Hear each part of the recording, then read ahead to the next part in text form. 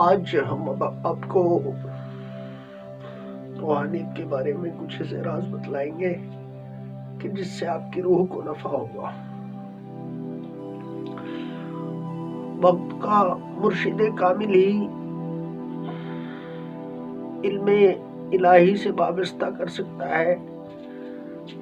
گزرے ہوئے اوقاتوں کے مرشد کامل اپنی جگہ ان کا مقام بہت اونچا ہے، مگر وہ کسی روح کو چشم باطن نہیں عطا کر سکتے، کیونکہ یہ ذمہ داری پروردگار عالم نے وقت کے مرشد کامل کو سونپی ہے۔ گزرے ہوئے زمانوں کے مرشد کامل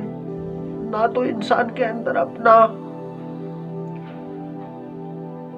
اور نہ نور الہی اللہ تبارک و تعالی کا عشق پیدا کر سکتے ہیں،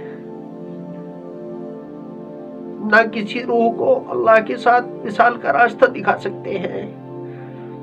کیونکہ حدیث پاک میں صاف صاف وارد ہے، جو انسان اپنے وقت کے امام کی معرفت کے بغیر انتقال کر گیا تو وہ جاہلیت کی موت مرا، کیونکہ اس کو علم الہی عطا نہیں ہوا۔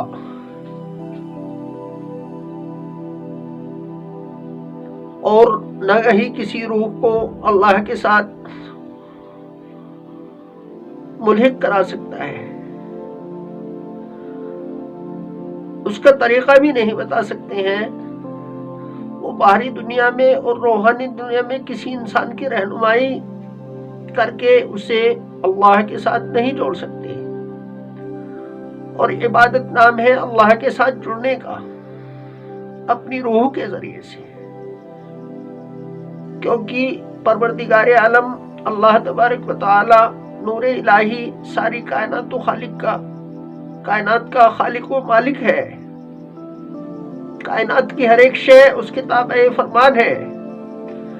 اسی نے رسول صلی اللہ علیہ وسلم کو اپنا رسول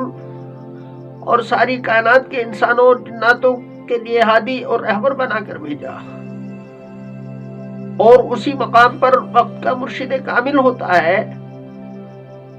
اس کی ذمہ داری ہوتی ہے کہ وہ کائنات کی ایک ایک روح پر الہی حجت قائم کرے اور ان روحوں میں کلمہ الہی جاری کرے۔ باہری مذہبی رسومات سب انسانوں کی الگ الگ ہو سکتی ہیں، مگر ان سب کی روحوں کے اندر چلنے والا اللہ کا کلمہ ایک ہی ہوتا ہے۔ اسی لیے کہا جاتا ہے سب کا مالک ایک ہے۔ مرشد کامل کا یہی کام ہوتا ہے کہ روحوں کے اندر موجود اس کلمہ الہی سے اس روح کا تعلق قائم کرے، اسے نور الہی سے جوڑ دے،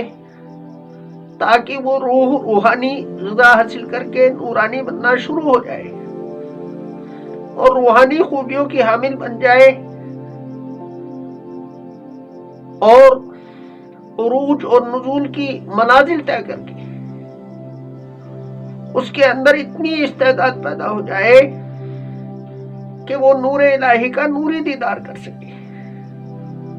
اور ہر پل فرشتوں کی صحبت میں رہ سکے، اور ارواح کو پروردگار عالم کی جانب سے عطا ہونے والے روحانی احکام پر عمل پیرا ہو سکے، اور بیت المعمور روحوں کا کعبہ میں اپنی عبادت قائم کر سکے، کیونکہ روح امر ربی ہے اور اس کی عبادت یہی ہے کہ وہ ہر ایک پل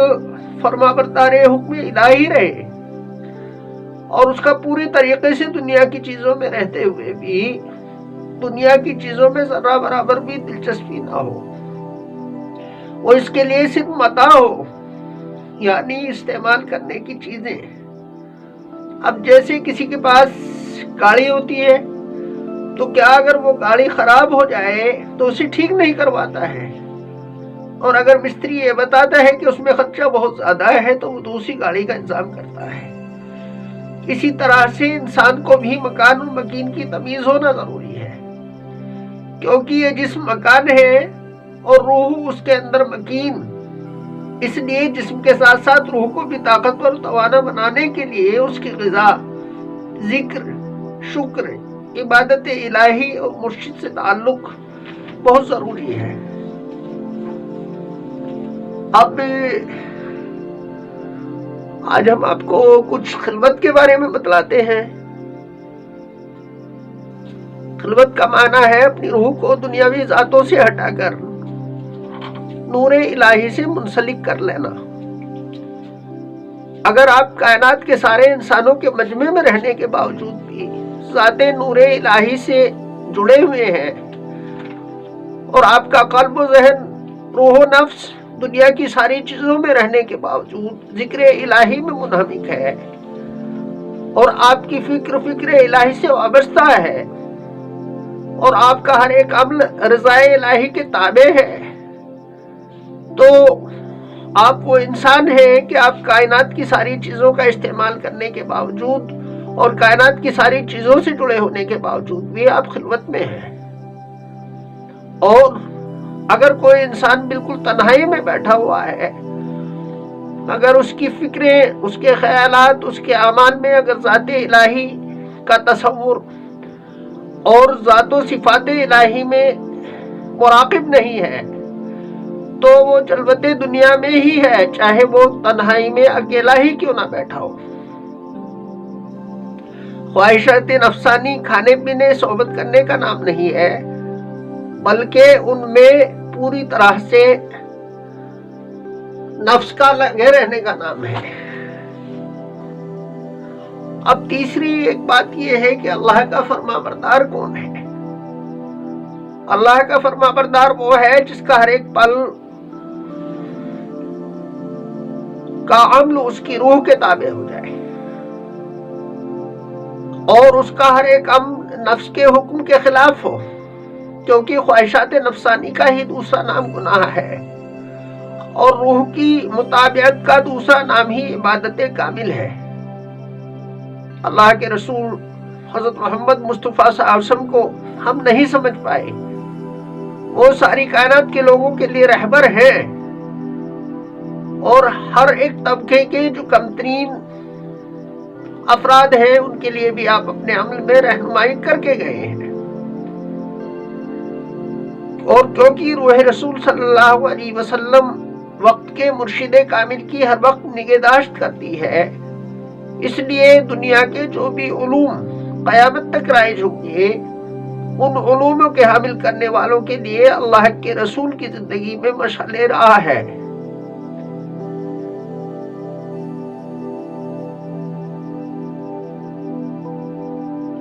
لیکن جب تک ہم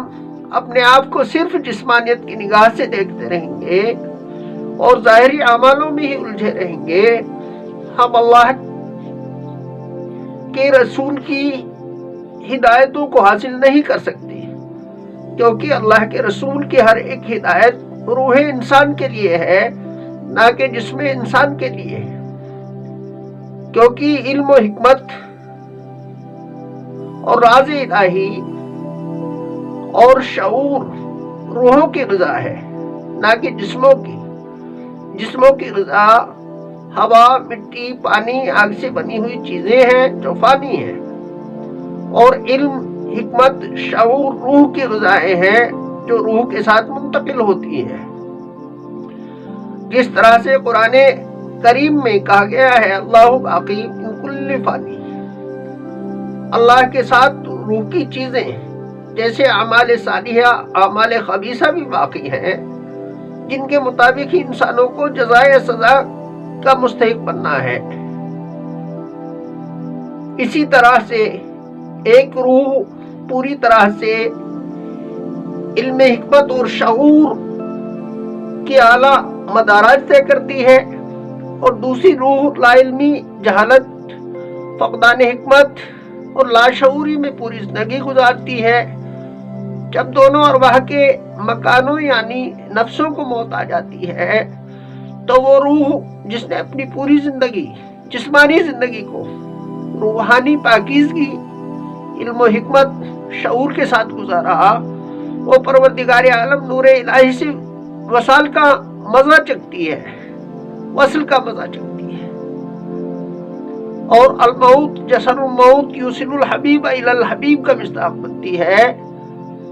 یعنی موت ایک ایسا پل ہے جو دوست کو دوست سے ملاتی ہے، کیونکہ ایک دوست وہ روح ہے، وہ روح انسانی ہے، اور دوسرا دوست نور الہی ہے، کیونکہ دونوں نے ایک دوسرے کی یاد میں زندگی کو گزارا ہے، اس لیے دونوں کو ایک دوسرے سے ملنے کی تڑپ ہوتی ہے، اور دونوں ندی کے دو کناروں کی طرح ہوتے ہیں، کیونکہ جسم ان دونوں کے بیچ اس پانی کی طرح ہوتا ہے جو عاشق و معشوق کو ایک دوسرے سے ملنے نہیں دیتا، لیکن جیسے ہی نفس کی موت ہوتی ہے تو وہ مومن کے لیے تحفے کی طرح ہوتی ہے، اور اس ندی کے اوپر جو خواہشات نفسانی کی ندیاں ہیں پل کا کام کرتی ہے، اور مومن کو اللہ کے چاہنے والے کو اللہ سے نور الہی سے واصل کرا دیتی ہے۔ دوسری جوہلا کی موت ہے، اس کے بارے میں ارشاد ہے، جو اپنے وقت کے امام کی معرفت کے بغیر منتقل ہو گیا، مر گیا، وہ جہالت کی موت مرا، کیونکہ اس نے نہ تو اپنی روح کو جانا اور پہچانا، اور نہ اپنے پروردگار سے ملاقات کی، اپنی روحانی طاقتوں کو بیدار بھی نہیں کیا، نہ حکمت الہی سے وابستہ ہوا، نہ اپنی قوت ادراک اور شعور حاصل کیا، اس لیے ان کے لیے موت پروردگار عالم سے جدائی کا پیش خیمہ بن جاتی ہے، کیونکہ ان کی ارواح میں پاکیزگی نہیں، روحانی طاقتیں بیدار نہیں، شعور بیدار نہیں، نور الہی سے ان کی ارواح کا تعلق نہیں، اس لیے وہ پھر تربیت گاہ مرشد کی تربیت سے آگاہ نہیں ہو پاتے، تو ان کو سزاؤں کا مستحق بننا پڑتا ہے، اور ان روحوں کو آزمائش کی بھٹیوں سے گزرنا پڑتا ہے، پھر انہیں ان مراحل سے گزرنا پڑتا ہے جو روح کے تصفیہ اور نفس کے تزکیے کے لیے درکار ہے، اور جب انہیں شعور عطا ہوتا ہے اور علم و حکمت الہی سے سرفراز ہوتی ہیں، تو پھر ان ارواح کو بھی عذاب الہی سے نجات مل جاتی ہے۔